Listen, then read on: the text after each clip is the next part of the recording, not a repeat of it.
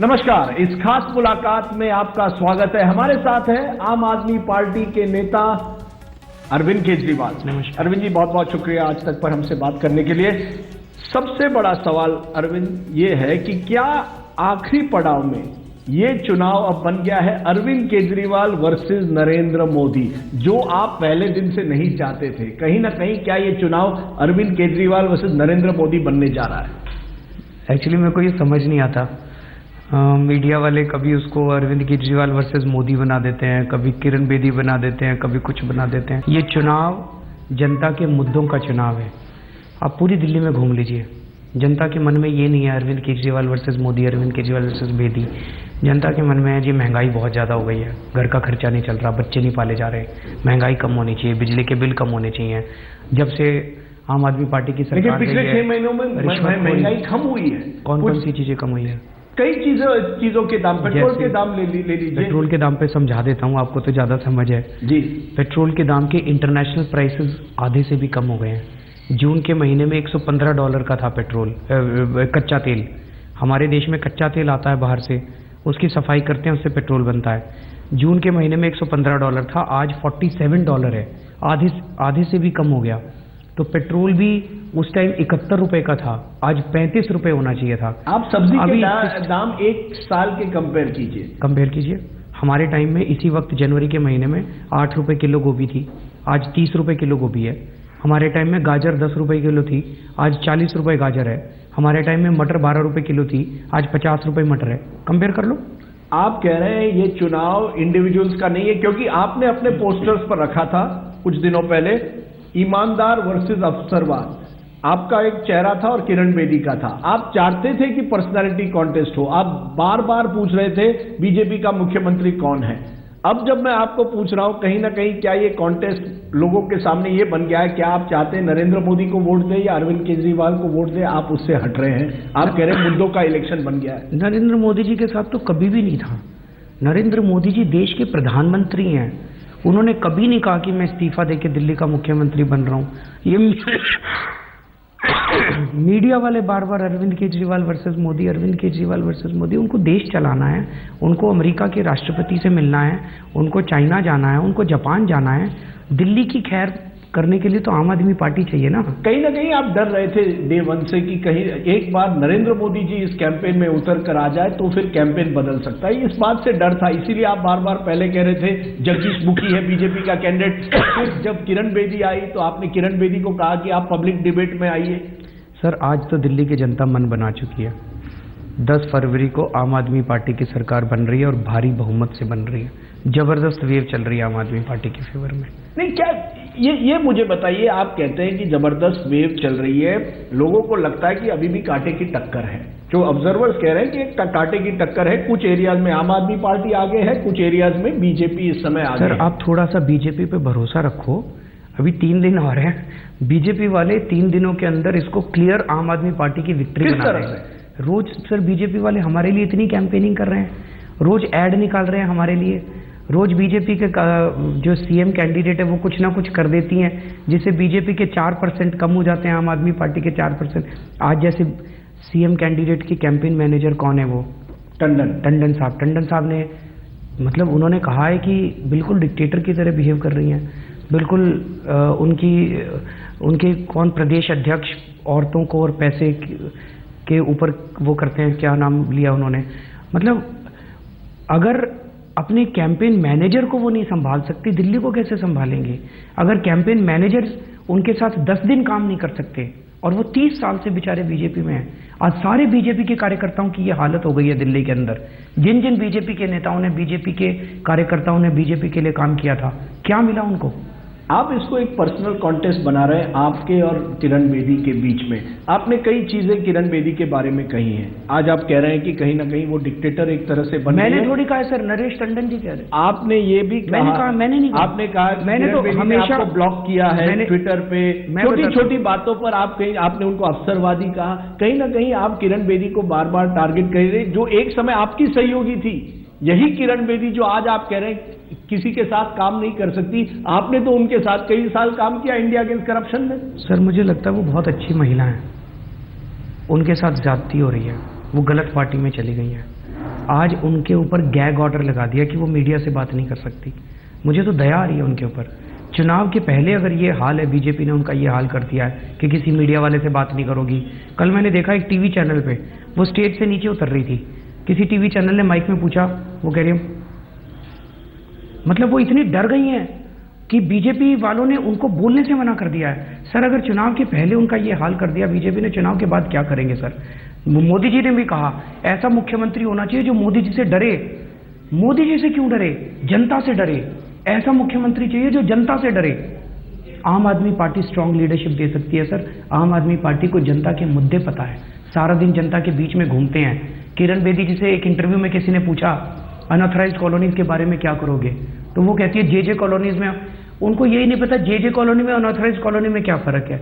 वो पुलिस अफसर थी सर, उनको अनऑथराइज्ड कॉलोनीज का नहीं पता, उनको जे कॉलोनीज का नहीं। आम आदमी पार्टी को पता है सर। देखिए, आप अरविंद केजरीवाल एक तरह से कह रहे हैं कि किरण बेदी की कोई एडमिनिस्ट्रेटिव एक्सपीरियंस नहीं है। किरण बेदी दूसरी तरफ से कहेगी कि अरविंद केजरीवाल की कहाँ एडमिनिस्ट्रेटिव एक्सपीरियंस है। नहीं चाहिए सर, नियत चाहिए। तो आपके लिए नहीं चाहिए किरण बेदी के लिए एडमिनिस्ट्रेटिव एक्सपीरियंस, जो कई सालों से पुलिस में रही। अगर विमेन सिक्योरिटी का मुद्दा उठता है तो लोग कहेंगे पुलिस अफसर अरविंद केजरीवाल से बेहतर। मैं तो कह ही रहा हूं, सारे उनके अपने नरेश टंडन जी ने कहा कि जब किरण बेदी जी थी उन्होंने बीजेपी के कार्यकर्ताओं पे डंडे बरसाए। सारे वकील कह रही हैं कि जब वो किरण बेदी जी थी उन्होंने वकीलों पे डंडे बरसाए।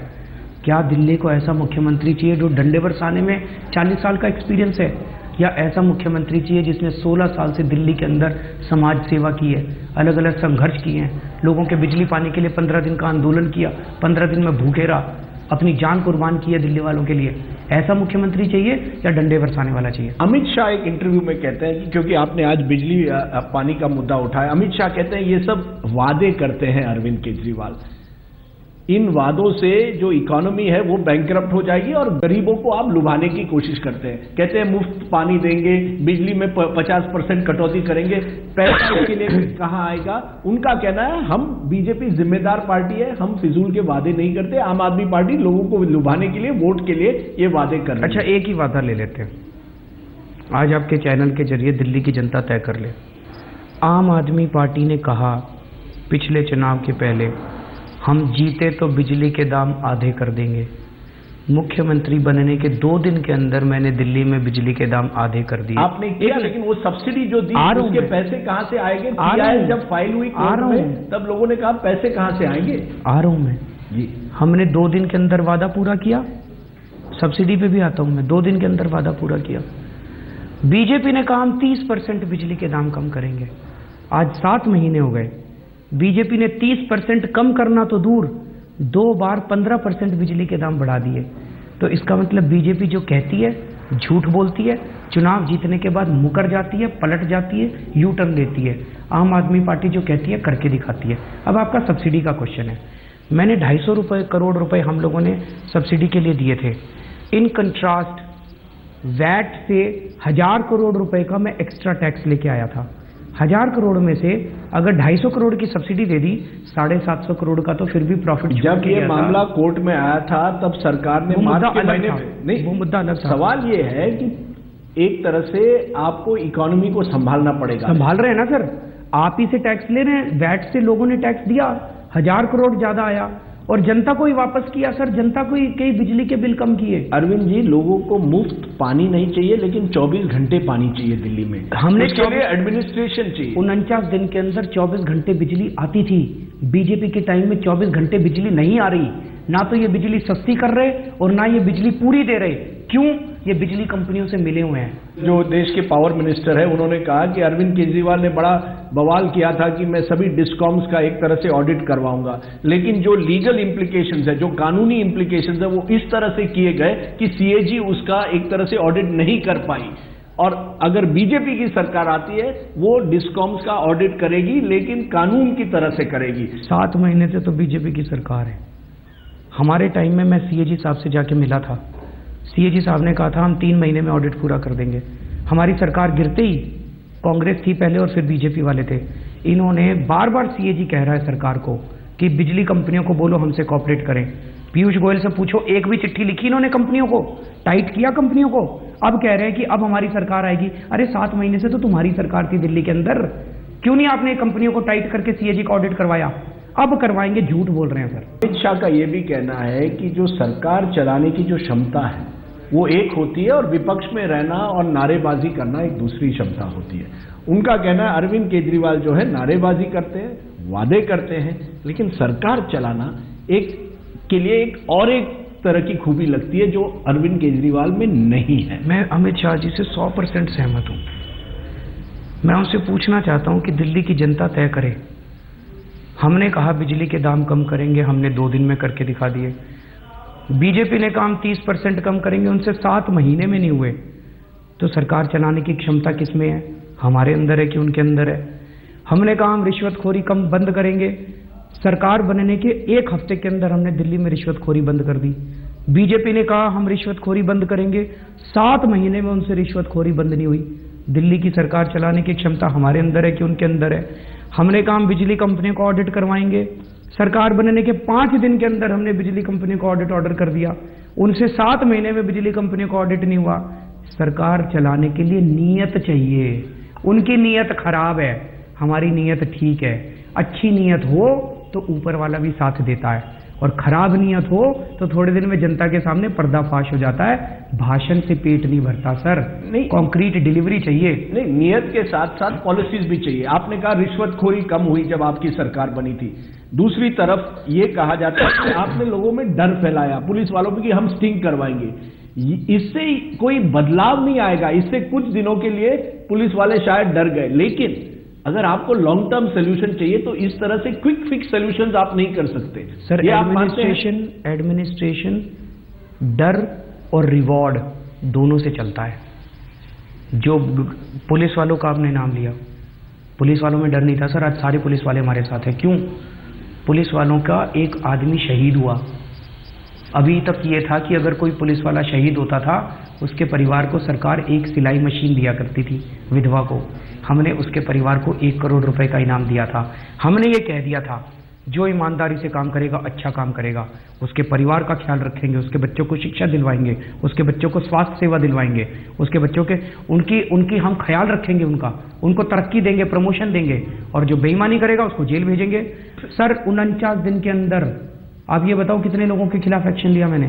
केवल 5 लोगों के, और सारे ठीक हो गए सबको। अच्छा एक चीज बताओ, आपने डर की बात करी। डर क्यों नहीं होना चाहिए भ्रष्टाचारियों के मन में? बिल्कुल डर होना चाहिए। हमारा डर 49 दिन में पैदा हो गया भ्रष्टाचारियों के मन में। इन बीजेपी कांग्रेस वालों का 65 साल में डर पैदा नहीं हुआ। क्यों नहीं हुआ? उन्हें पता था ऊपर भी हमारे ही बैठे हैं, पैसा ऊपर तक जाता है। फिर भी कहीं ना कहीं उनको पता था केजरीवाल को नहीं खरीद सकते, बीजेपी वालों को खरीद सकते हैं, कांग्रेस वालों को खरीद सकते हैं। फिर भी ये परसेप्शन क्यों है कि अगर अरविंद केजरीवाल सरकार में आएंगे तो फिर से एक बार फिर धरने की राजनीति शुरू होगी?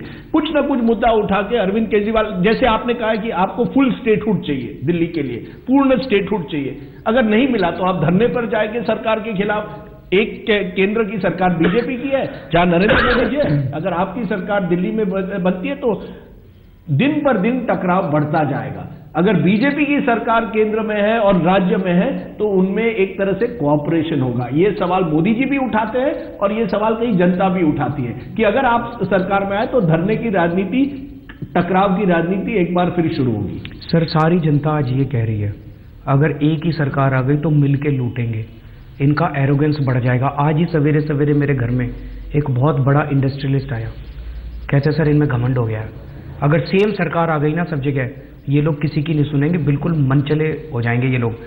काउंटर बैलेंस करने के लिए डेमोक्रेसी में अलग अलग चाहिए। ये केंद्र संभाले, आप लोग आम आदमी पार्टी की दिल्ली में सरकार बने, counter forces, checks and balances democracy में होने चाहिए सर। टकराव, आप विश्वास करा सकते हैं कि टकराव नहीं होगा? बिल्कुल टकराव नहीं, मोदी जी के बीच बिल्कुल टकराव नहीं होगा। आपके और गृह मंत्रालय के बीच में राजनाथ सिंह, अगर, क्योंकि गृह मंत्रालय के साथ अभी भी दिल्ली पुलिस है, कई ऐसे डिपार्टमेंट्स हैं जो अभी केंद्र के साथ है दिल्ली में। हमें कंस्ट्रक्टिव कोऑपरेशन चाहिए, हम कंस्ट्रक्टिव कोऑपरेशन करेंगे। डेमोक्रेसी डिसेंट से चलती है, डिबेट से चलती है, डिस्कशन से चलती है, धरने से चलती है। चारों चीजें इंपॉर्टेंट है सर।